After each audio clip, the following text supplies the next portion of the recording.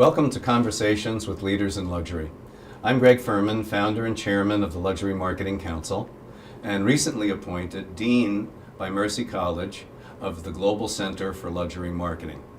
Thank you for being with us.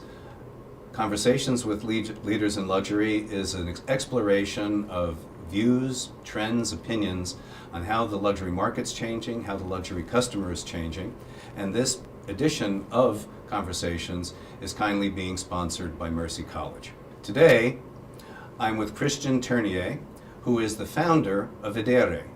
Christian, it's great to be with you. It's a recent acquaintance of ours. It was nice to finally meet you last night at our holiday party. I really appreciate your time and your interest in the Luxury Marketing Council. Well, thank you for inviting me, and it was also an honor to meet you. Thank you. I love what your group is about, and after our conversation, I thought we had a lot in common. And I do believe in the power of the handshake and looking at somebody in the eye for a formal meet. Me too. Sounds like kindred spirits from the beginning, which is the way I think we both like to do business. Yes, I agree. Tell me a little bit, Christian, about your roots and background, your discipline in school, and maybe some of your early career involvements that led you to create Vedere. I was born and raised in Haiti, and I did all my studies there up to high school. And I came to New York, studied at NYIT, the New York Institute of Technology, did the 5-year program for architecture, and started working in the architectural field, small firms. Then I moved to a big firm and had experience in residential, institutional projects like the MTA, Con Edison, and then worked as an architect for a restaurant company where I opened 8 of their restaurants throughout the country. And one of the things I appreciated with them was that wherever we had a project, they would always look for creatives in that community to put the artwork in that restaurant. And I thought that was very inspiring, but it was always hard to find the right talent, so you had to go by word of mouth. Yes. And before 2008, the crisis kind of hit, the restaurant slowed down, so I went for a medium-sized firm where I was the project manager for their competitions. Before leaving, I won the last competition I was involved in, and I went on a trip. Was it a firm that had a broader focus than restaurants? Yes, they were mostly about lobbies. They usually did lobbies, churches, and very commercial projects, but renovations. And spaces that from an architectural and aesthetic standpoint set the tone of the entry to the establishment. Yes, and however, it wasn't as creative as you would think, because it was more about the clients wanted it done nice but inexpensively. Right. So that always removes the creativity component to it, because every time you bring a creative idea, that tends to cost a little bit more than just sticking to a very cookie cutter, which is not usually a problem, but dealing with a limited budget is yes. Has its limitations from a creative standpoint. It does, and it's also the environment that the office had, which wasn't promoting creativity, which is, I believe, is my strong point. Yeah. So after the project, my family decided to go to Italy for a couple of weeks, and we went to Sorrento, where my mother used to go as a kid, and we met some family members, because my mother is part Italian, and we met some family members there, which was the first time I met them. After which we did a tour of Italy. We went everywhere: San Gimignano, Sorrento, Siena, Vienna.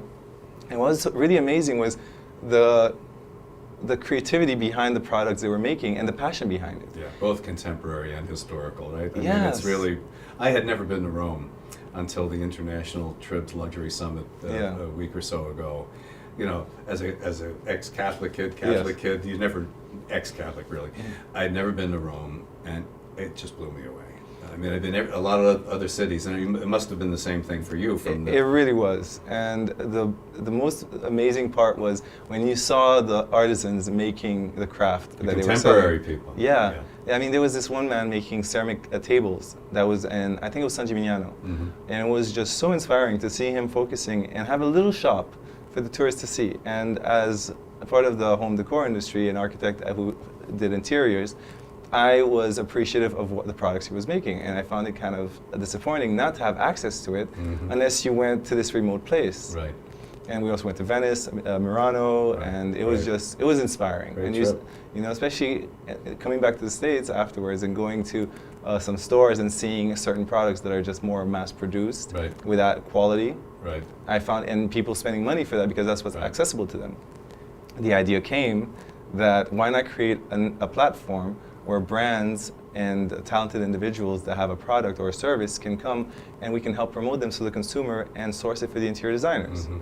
So Vedere was born. That's the mission. That was the mission. Vedere is the go-to site for the interior design industry. That's great. I think it's a brilliant idea, and I think it's an idea that is really, we kind of had this discussion a little bit on the phone when we first talked. Yeah. I think it's an idea that is truly of our time, and one of the reasons I say that is the guy that used to run creative for Bergdorf Goodman, who was Tom Ford's creative when I was there 18, 19 years ago, Yes. created his own handbag company. Yet another $5,000-6,000 handbag company, sold it to Samsonite for $40 million, where they were moving into a very retro thing, and he became creative director with permission to run his own handbag line. And the reason I'm belaboring this is because what was evident was that an artisanal craftsman with a small business, without massive investment in advertising, with the right community and the right buzz, can do what big luxury brands, what used to be thought only big luxury brands could do. Yes. And I know you know this, but I think now the opportunity for native artisanal brands, China, Brazil, Russia, Haiti, Italy, where there are unrecognized people that have great talent, now is Yeah. the time, given the web and the enabling of craftsmen and enabling of promoting their craft. I think it's the first time in history where we have that shift. And I think Yeah. you are right, without Yeah. sounding like I'm making a judgment, but I think I am. You are poised at a time that is maybe the best time for doing this in our lifetimes. Well, thanks. I do. I feel the same way. Yeah. And in fact, that's one of the things that kind of bothered me about the industry is that only the big brands could be known. I Right. went to a seminar where there was a speaker for the Rockwell Group, and they make some of the most amazing projects. Mhm. In fact, I wanted to intern for them Right. at one point, but they were looking for somebody more qualified. But it was one of my favorite companies because they did everything Mhm. from Cirque du Soleil to restaurants. And during her presentation, she talked about looking for new and innovative products. So when I asked her, how do you go about finding them during your travels? Mhm. She mentioned, well, we look at TV ads, we look at magazine ads, and now being in the industry and knowing how much an ad on a magazine costs, I was like, well, there's no way you can really find That's right. some local talent that deserves Right. recognition. So Exactly. Vedere wants to provide an opportunity for people with a quality product to compete, and let's change the competition from being about money Mhm. and more about professionalism, brand identity, and the quality of your product. Wait, Mr. Stanley Marcus, my father's name was Stanley, so he became Mr. Stanley Marcus, not my father, who was one of the key people at Neiman Marcus, became a good mentor of mine. I miss him a lot. And his definition of luxury, which I never forgot, was the best that the mind of man can imagine and the hand of man create. And his point was that true luxury is by nature artisanal, requires high touch, high sophistication, and in some respects it is divorced from the marketing of it. And the customer, if they encounter true luxury of craft, the impact of the hand, price is no object. And now people like you're looking to engage globally, I assume. Yes. This is the best time, I think, in our history for doing that. Yeah, and we want to go a step further, and coming from Haiti, a creative country Yeah. that unfortunately relies on a lot of charity. And one of my goals is to help communities in countries like Haiti find a way to get out of it and help sell those products that the artisans make and live off of that skill. Because charity is good in some ways, but it also has a negative effect because Yes. then the people don't work for it. They Yeah. don't know what it means to work and earn it. Yeah. So through this platform, we eventually want to go into developing countries and help bring those products out and let them be part of the competition, because I think everybody deserves a chance. It's the future. I recently was in Rome at the International Herald Tribune's annual luxury summit, and the summit focused on emerging Africa and the northern Mediterranean. Yes. And one of the major themes was partnerships between business and the arts and the not-for-profits. And I've had this conversation a lot recently. One of the things that I think is changing is that the world, as pertains to the way not-for-profits or artisans face the for-profit business community, is that it's moving from sponsorship to partnerships. And now what's expected of the artisan is to be a business partner and to share revenue. It's not a dole, it's not charity, it's a good revenue partner. And both sides have to be thinking like business people. And that's where you're going with this. Yes, a collaborative platform Yeah. where we all have to do our part and respect each other's roles. Yeah, and I think both sides win because the smaller artisan who has the intelligence and the creativity gets the benefit of the depth of business understanding of the business partner, and it's a win-win for everybody. Yeah, and I think also with the current way of marketing these days, there are so many different channels to be on. Yeah, exactly. And to micromanage these little things and do business and be creative, a lot of designers and furniture makers that run small operations can't run that kind of scenario. So here we are, and we're offering them a platform where not only that, but we also are very in touch with our community. We ask our community what they need for their business. The interior designers tell us what they're looking for, and we in turn make that happen. So as you face the interior designers, are you centered here in New York or here in New York and Haiti at the moment? We are centered in New York. In New York. Yeah, and we have connections in Haiti, Mexico, Chile, and other like in Europe. Expanding. Expanding, yeah. That's what I was going to ask. Yeah, and we're expanding, and it's we want to bring those. We're building the network. And at the same time, we're also bringing in the consumer, because we're at the point where we can bring the consumer on board and they can start seeing the amazing products that we're finding. We have this one vendor in Mexico who just started a furniture line, Glasissimo, and they make the most amazing furniture pieces. It's very avant-garde, contemporary. We like these glass panels on the side and upholstery, so it's very thin, very sleek and comfortable. So you find it's also an adventure. So do you have a showroom here? How do you showcase the work to the interior design community? That's your primary target at the moment. Yes, what we want to do with the interior design community is we want them to lead the be the guide for the consumer to put pieces together. Okay. So we're leveraging the interior designer. Yes. To validate, introduce to the ultimate customer. To the ultimate customer, yeah, and through their editorials, they can now put the related products to that. Right. And the idea is that they can, two things that are happening. One is that they can legitimize a design and a piece for a room based on what they've done. And we also are helping the designer because of the landscape that changed. And designers can't charge the way they used to anymore. Right. Because Well, the money. That's a whole nother discussion. So you want me to wait for? No, okay. go. I was just making an observation. But I know what you're saying well. Okay. I mean, to say the short form, it used to be that unless you were a lady that chopped, that took a bogus license to be a designer in order to buy at discount at the showrooms, or the designers didn't charge commission, they also got percentage, and some would say a very gross percentage. And the showrooms were conflicted because they wanted to bring in the ultimate buyer, but the way the system is set up, they couldn't unless the buyer had a design degree or was a vendor. So I understand what you're saying, and that whole model is changing, is what you're saying. Yes, and so what we want to help the interior designer is to adapt to this new model. Whereas they can still be the connection between the showroom and the consumer. And with our platform, we're allowing them to rep the showrooms that they choose to, and in turn brand themselves, so that when the consumer may not be able to hire them at their price, they can still buy the look. You know, we have, like an Arlene on Guard look, James Rixner look, a Gail Green. These types of designers have established a brand and they have a portfolio. So why not use those portfolios that have already done and help the broaden their portfolios. And broaden it, yes, and even make a commission from the sale through online, because this is the way the world is working now, is through the online market. So is your so facing the interior designers, bringing them new exciting designers, indigenous designers from the ones that you've already been speaking to, and as you expand more globally, maybe Africa, Nigeria, etc. is it a virtual showroom? How do they Yes. see the product? It's virtual. Okay.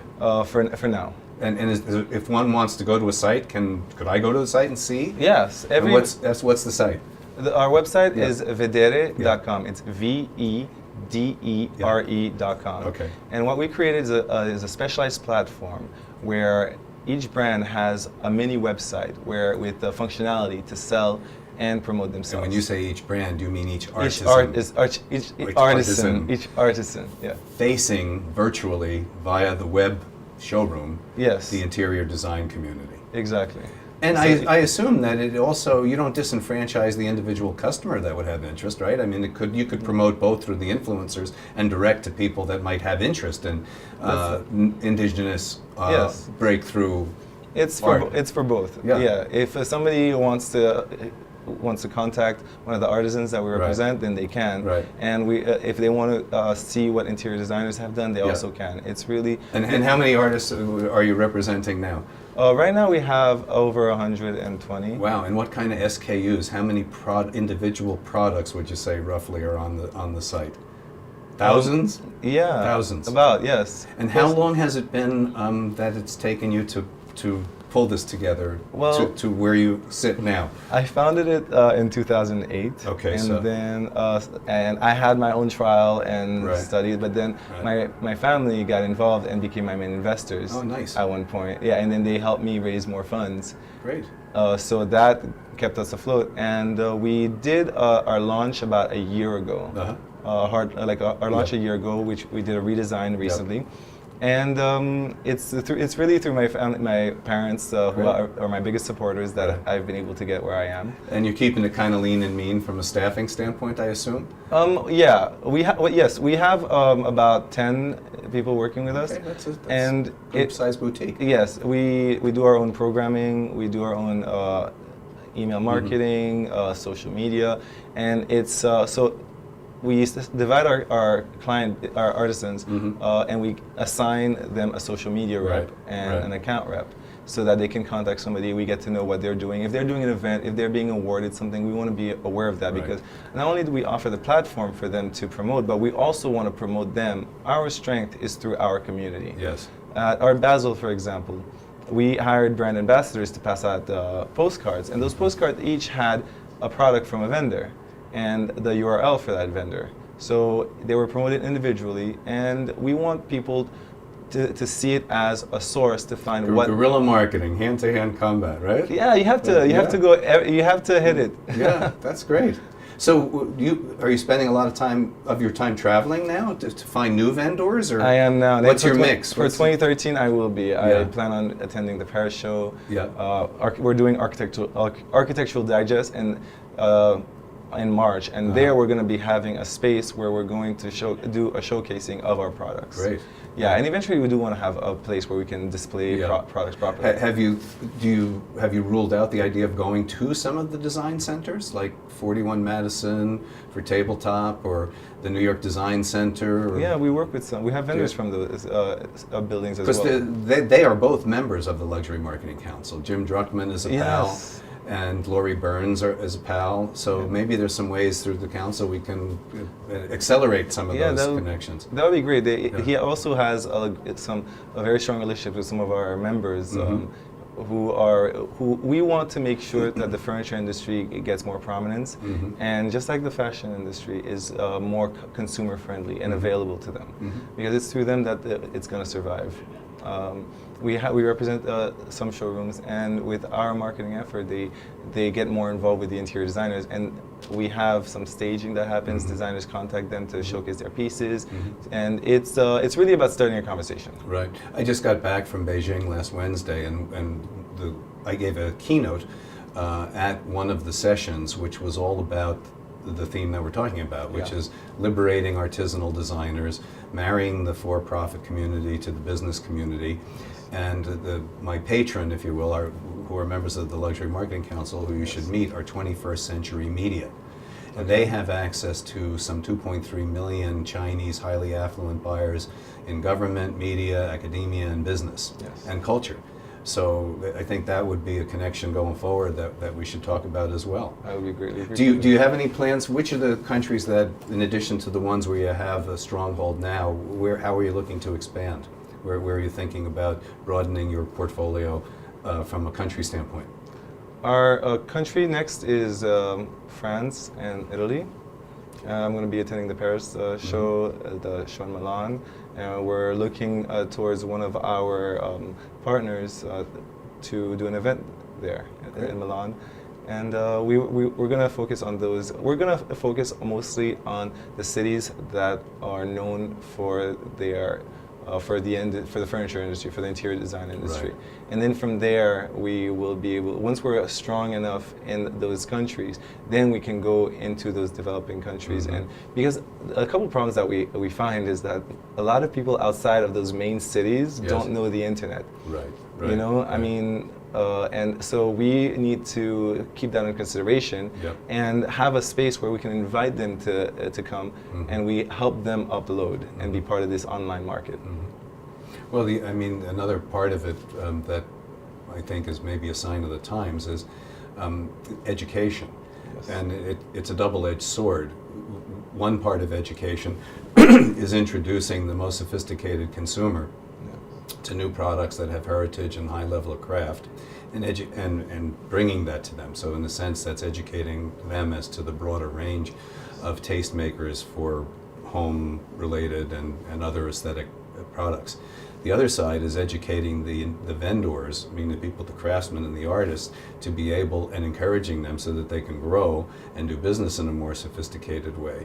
Yes. So it's a very interesting time to be having this discussion. It is, and we're going to see how it goes with the educating. We want to start doing seminars, so we can educate first our partners that are part of our community members to understand how to best use the internet.